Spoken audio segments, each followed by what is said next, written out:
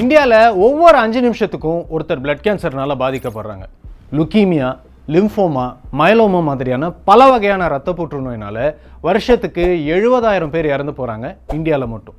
அந்த 70,000 பேரில் குழந்தைங்க, யங்ஸ்டர்ஸ், பெரியவங்கன்னு எல்லா ஏஜ் குரூப்பை சேர்ந்தவங்களும் இருக்காங்க.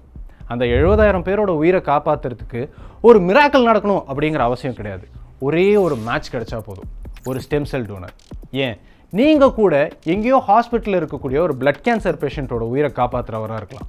இந்த ரெவல்யூஷனரி ட்ரீட்மெண்ட்டோட பேர் தான் stem cell therapy. Stem cell therapy எப்படி எக்ஸாக்டாக பிளட் கேன்சரை க்யூர் பண்ணுது? ஸ்டெம் செல்ஸை டொனேட் பண்ணுறதுனால ஒருத்தருக்கு ஏதாவது பாதிப்பு வருமா? இந்த மாதிரி நிறைய டவுட்ஸை தான் இந்த வீடியோவில் நம்ம கிளியர் பண்ணிக்க போகிறோம். ஸோ வாங்க, we have a life to save. நம்மளோட போன் மேரோ அப்படிங்கிற சாஃப்ட் டிஷ்யூவில் இருக்கிற ஹெமட்டோபோயட்டிக் ஸ்டெம் செல்ஸில் இருந்து தான் க்ரியேட் ஆகும். இந்த ஸ்டெம் செல்ஸில் ஏதாவது மியூட்டேஷன் நடந்தாலோ இல்லை பாதிப்பு நடந்தாலோ அது க்ரியேட் பண்ணுற ரெட் பிளட் செல்ஸும் ஃபால்ட்டோடு இருக்கும்.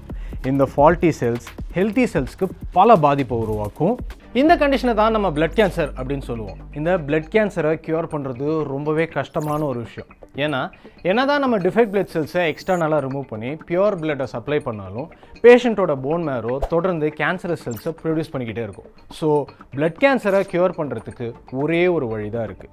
பேஷண்ட்டோட கேன்சரஸ் போன் மேரோவில் இருக்கக்கூடிய எல்லா ஸ்டெம் செல்ஸையும் அழித்து புதுசாக ஃப்ரெஷ்ஷாக ஹெல்தியான ஸ்டெம் செல்ஸை ஒரு புது டோனர்கிட்டேருந்து வாங்கி கொடுக்கணும். ஆனால் அங்கே தான் ஒரு பெரிய பிரச்சனை. இந்த ஸ்டெம் செல் டோனரை கண்டுபிடிக்கிறது அவ்வளோ ஈஸியான விஷயமே கிடையாது.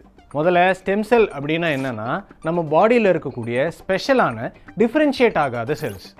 இந்த ஸ்டெம் செல்ஸ்னால நம்ம பாடியில் இருக்கிற ஸ்கின் செல்லாவோ இல்லை நியூரான்ஸாவோ இல்லை ரெட் பிளட் செல்ஸாவோ தேவைக்கேற்ற மாதிரி மாற முடியும். அண்ட் நம்ம பாடியில் இருக்கிற செல்ஸ் எல்லாம் டேமேஜ் ஆகும்போது அதை ரீப்ளேஸ் பண்ண இந்த ஸ்டெம் செல்ஸ் ட்ரான்ஸ்ஃபார்ம் ஆகி நம்ம பாடியோட பேலன்ஸை பாதுகாக்குது. ஆனால் ஒருத்தரோட பாடியில் இருக்கிற ஸ்டெம் செல்ஸும் ஒரே மாதிரி இருக்காது. ஒவ்வொருத்தரோட பாடியில் இருக்கிற ஸ்டெம் செல்லும் அதோட செல் வாலில் HLA அப்படிங்கிற ஹியூமன் லூக்கோசைட் ஆன்டிஜன் மார்க்கர்ஸை வச்சுருக்கு. இது பிளட் டைப் மாதிரி. இப்போது நான் ஒருத்தருக்கு பிளட்டை கொடுக்கணும் அப்படின்னா அவரோட பிளட் டைப்பும் என்னோட பிளட் டைப்பும் மேட்ச் ஆகணும். அதே மாதிரி ஒரு பேஷண்ட்டுக்கு ஸ்டெம் செல்லை கொடுக்கணும் அப்படின்னா அந்த பேஷண்ட்டோட HLAவும் டோனரோட HLAவும் ஒன்றா இருக்கணும். ஒரு மேட்சான ஸ்டெம் செல் டோனர் அமையிறது அப்படிங்கிறது லட்சத்தில் ஒருத்தரை தேடி கண்டுபிடிக்கிற மாதிரி. இந்தியாவோட பாப்புலேஷனை பொறுத்த வரைக்கும் இது ஒரு ப்ராமிசிங்கான டேட்டாவாக இருந்தாலும் இங்கே என்ன பிரச்சனைனா யார்கிட்ட என்னென்ன மாதிரியான ஸ்டெம் செல்ஸ் இருக்குது அப்படிங்கிறது நமக்கு தெரியல. இப்போது நீங்கள் பிளட் டொனேட் பண்ணோம் அப்படின்னா உங்களோட பிளட் குரூப் என்ன அப்படிங்கிறது உங்களுக்கும் ஹாஸ்பிட்டலுக்கும் தெரிஞ்சிருக்கணும். ஹாஸ்பிட்டல்ஸ் அதை ஒரு தனி ரெஜிஸ்ட்ரியில் சேவ் பண்ணி வச்சுருப்பாங்க. அதே மாதிரி ஸ்டெம் செல்லுக்கும் இந்தியன் மெடிக்கல் அசோசியேஷன் சில ரெஜிஸ்ட்ரிஸ் வச்சுருக்காங்க.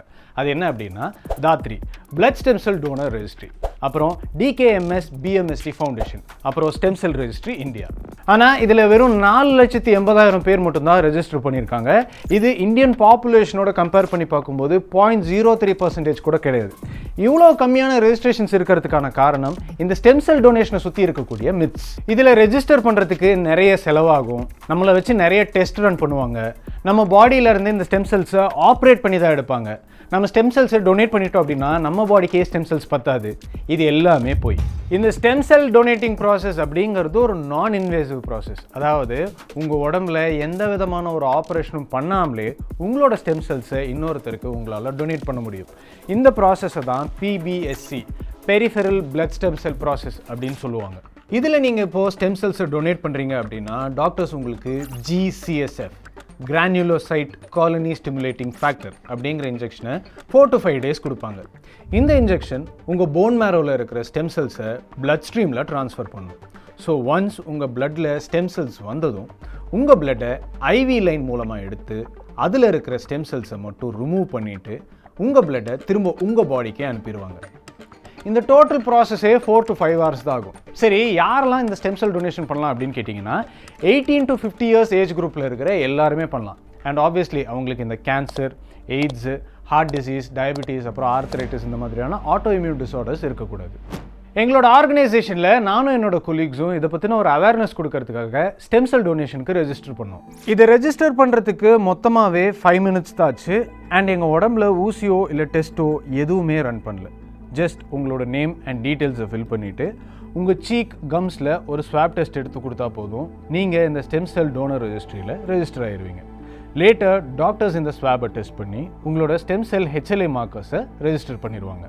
என்னைக்கு உங்களோட ஸ்டெம் செல் ஒரு ரிசீவரோட மேட்ச் ஆகுதோ அப்போ அவங்களே உங்களை காண்டாக்ட் பண்ணுவாங்க. இப்போ எப்படி நம்ம ஸ்டெம் செல் டொனேஷன் அப்படின்னாலே சின்னதாக தயக்கப்படுறோம், அதே மாதிரி 1940s blood transfusion and blood டொனேஷனை அறிமுகப்படுத்துகிறாங்க. அன்னைக்கு மக்கள் ரொம்ப பயந்தாங்க, இது சேஃப் இல்லை, இது ரொம்ப காம்ப்ளிகேட்டட், இது இயற்கைக்கு எதிரானது அப்படின்லாம் சொன்னாங்க. ஆனால் அதே பிளட் டொனேஷன் தான் இன்னைக்கு மில்லியன்ஸ் ஆஃப் லைஃப்ஸை சேவ் பண்ணியிருக்கு. இன்றைக்கி இந்த பிளட் டொனேஷனை நம்ம சாதாரணமான விஷயமா பார்க்க ஆரம்பிச்சிட்டோம். 1940s பிளட் டொனேஷன் எங்கே இருந்துச்சோ அதே இடத்துல தான் இன்றைக்கி ஸ்டெம் செல் டொனேஷன் இருக்குது. அதை சுற்றி நிறைய மித்ஸ் அண்ட் ஃபியர் இருக்குது. ஃப்யூச்சரில் கண்டிப்பாக இந்த ஸ்டெம் செல் தெரப்பி கேன்சரை க்யூர் பண்ண போகுது அண்ட் கேன்சரை நம்ம ஒரு சாதாரணமான டிசீஸாக பார்க்க தான் போகிறோம். அதுக்கு ஸ்டெம் செல் தெரப்பி பற்றின ஒரு ப்ராப்பர் அவேர்னஸ் மக்களுக்கு தேவை.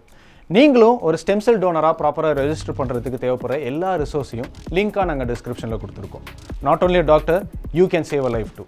ஸோ ரெஜிஸ்டர் பண்ணுங்கள். தேங்க்யூ.